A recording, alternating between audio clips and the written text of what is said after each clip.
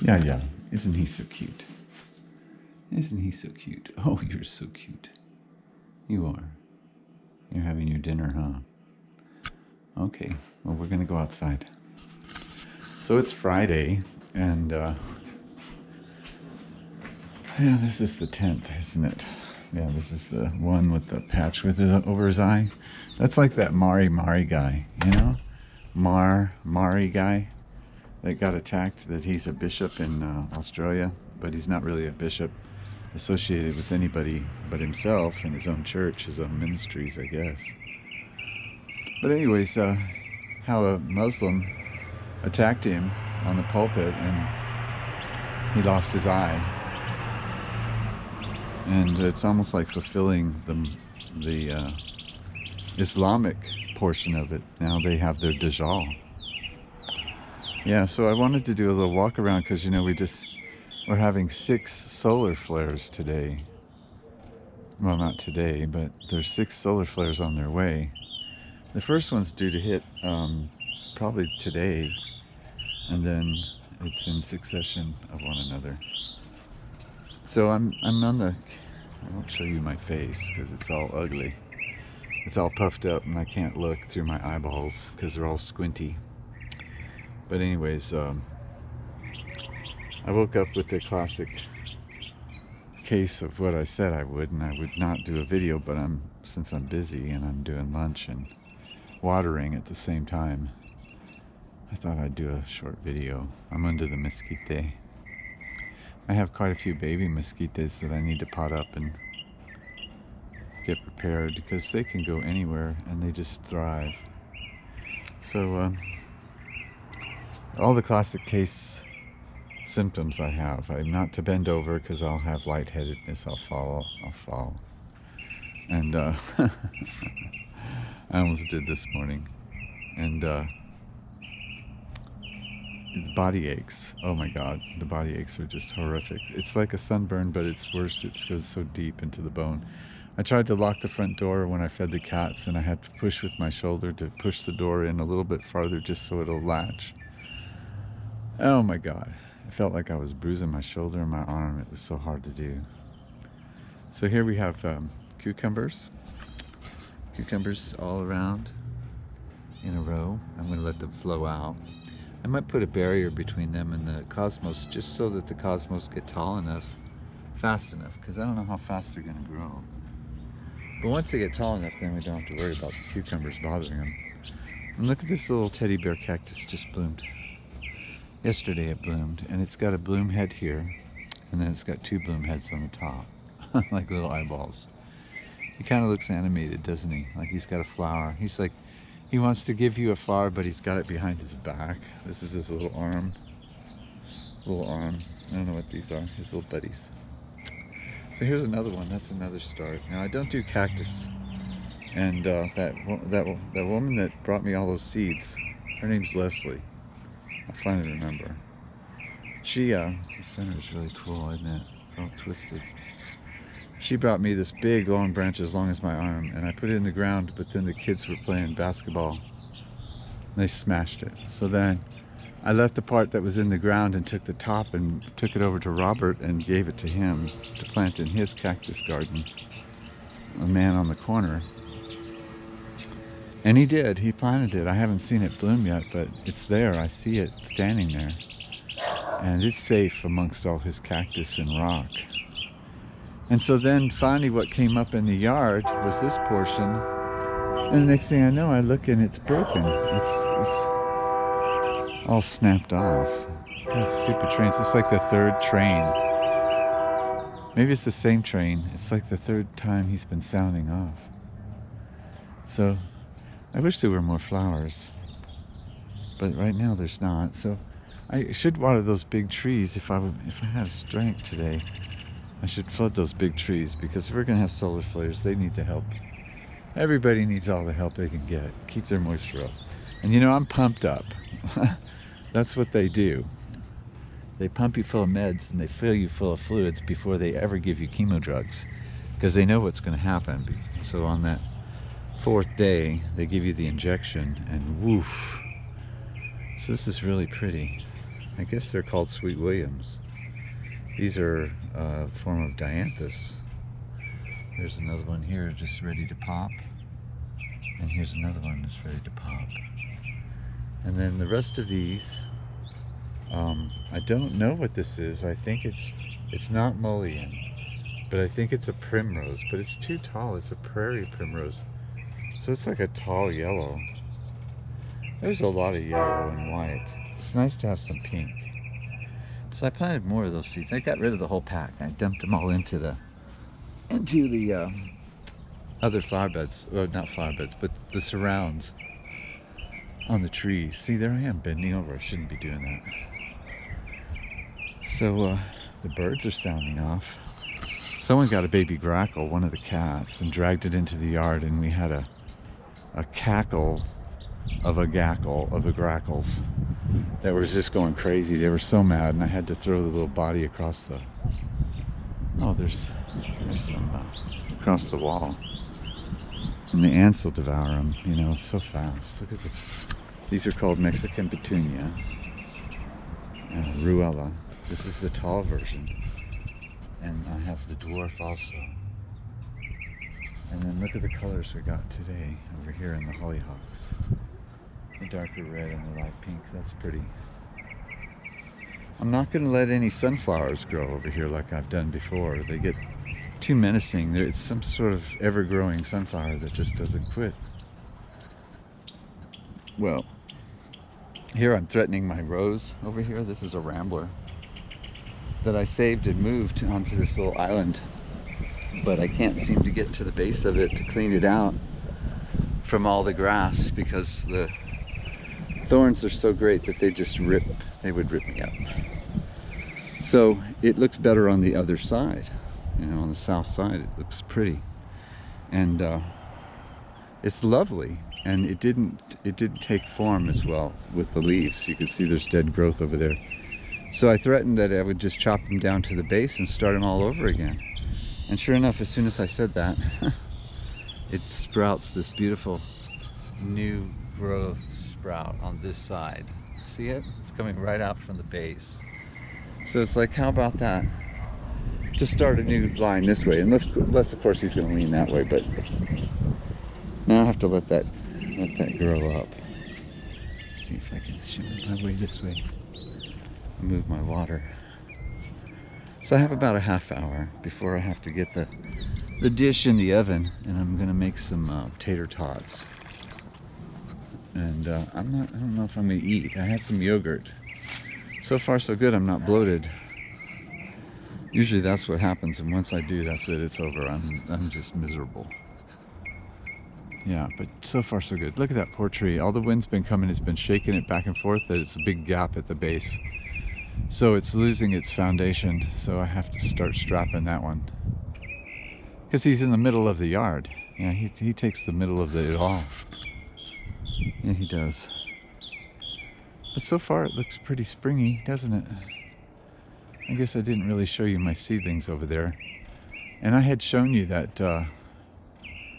that desert mallow, and I said if it behaves itself I could leave it there, you know, leave it alone. But now look, it's already falling over. It could be the result of the cats. Sorry, I'm not pointing correctly. These are pretty too, aren't they? A whole row of them, and they're mixing with the roses back here.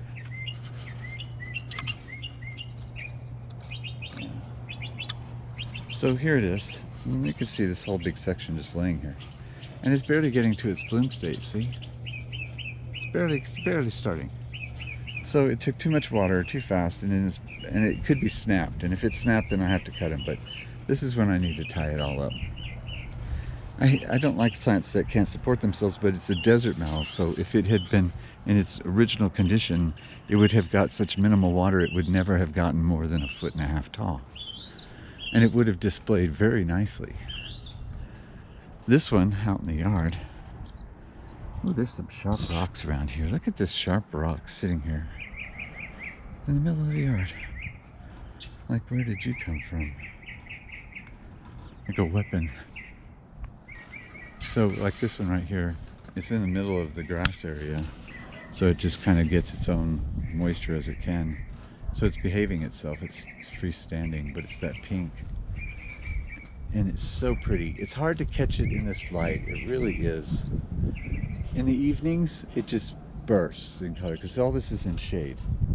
And the sun is still shining above us, so it starts to glow. It's just amazing. So I had to spray yesterday because all of a sudden there was an explosion of gnats. Oh my God. Clouds of gnats descended on the house. Yeah, and surprisingly, my lemon finally went into bloom. Thank God. I've been wondering after all these years if I'd ever get a lemon. But this guy here, he got hit with thrips and he got hit with some kind of mealyworm and the ants were doing things, but now he's suddenly going into bloom, and I don't know if you can see them, but they're all in the inside. I can't see when the camera turns itself off. But here's some. Look at that. They're smaller than they were in the house, but they're all over in clusters, all over the branches, all on the inside. So even over here in the end. So how wonderful. Maybe I'll get some lemons. That would be nice. Yeah. So that Vitek's gonna bloom blue. That'll be nice. Shasta daisies will be all filled with white. I need to get the squash in the bed. See, my bed is done. Isn't that nice? Didn't it turn out nice? It took 6 wheelbarrows. I did 6 wheelbarrows of additional compost just to fill this thing. And then that long piece of concrete I ended up putting, that I removed from the side here, I placed here as a backing. That fit much better. And then it matches the junk part right over there in the middle, which is filled with compost. So this will be my garden. For my squash, anyways. Yeah. Because the tomatoes look absolutely awesome. Well, until after 6 solar flares, I guess. Not to be optimistic, but who knows? We're in tribulation. But look at the bloom sets already. Yeah, they look fat. Bloom sets on all of them. And all this amaranth, there's some red spike, the red ones, red spike, right there. That's red spike amaranth, and that is Love Lies in Bleeding. Love Lies in Bleeding. So, and then the rest of it is mallow, and then some grasses I gotta get out of there. You know, the pink and white mallow. Uh-oh.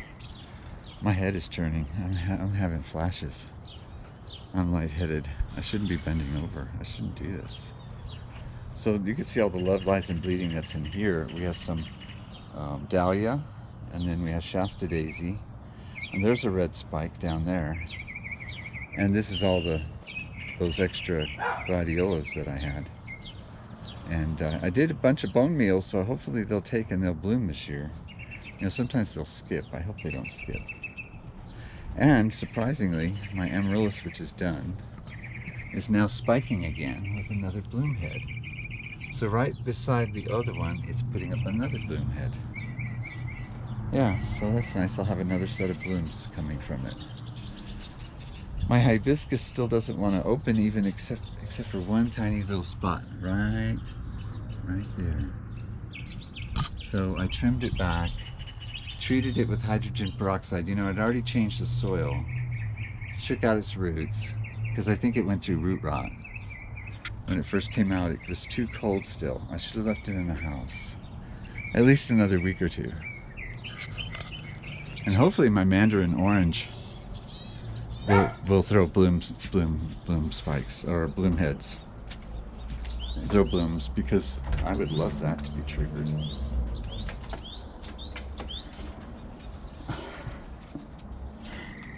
What's out?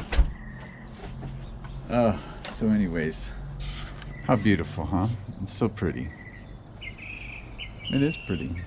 The birds are all happy, other than the cats stealing their babies. Yeah, and see that black woman stealing the babies too, legally killing their babies. Saw that on the news. It's OAN. Maybe you need to tune in. OAN. No sense in repeating it. It's just ridiculousness. Abortion is the daily sacrifice, if you don't know. And it's the daily sacrifice that must end. He causes it to end. It's going to end. It has to end. Abortion has to stop. Abortion is murder. I'm sorry. I'm sorry I brought it up. It just triggered me. Yeah, I'm triggered. Okay, I'm going to get offline. I'll post this. Maybe I'll say something else later. But how beautiful. Yeah, it's a very nice day for 6 solar flare day. Number 10, of course, we add on the 4, the door. Yeah, I heard a doorbell too in my house, which was kind of strange this morning. It was like a dong. It's just like, that's very strange.